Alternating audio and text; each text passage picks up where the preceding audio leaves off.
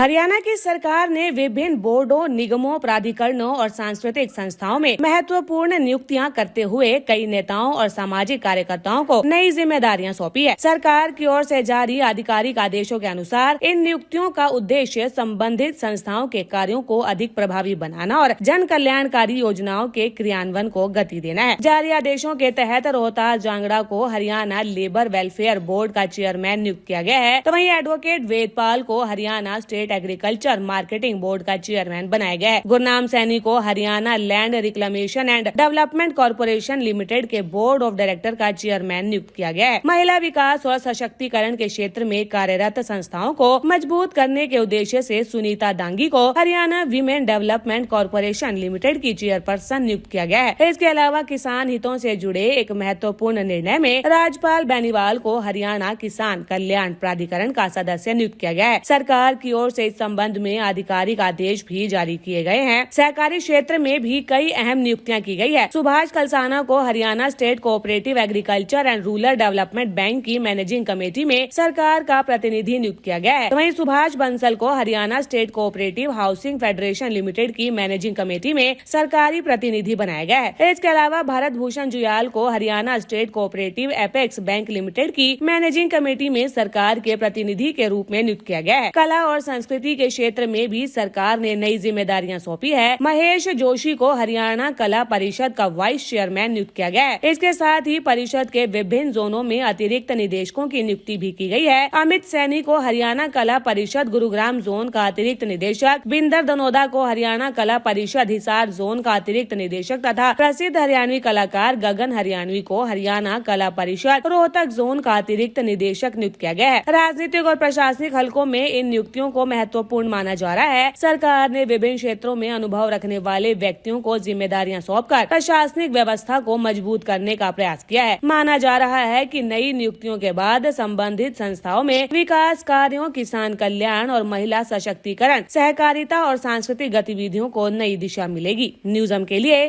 चंडीगढ़ से bureau report.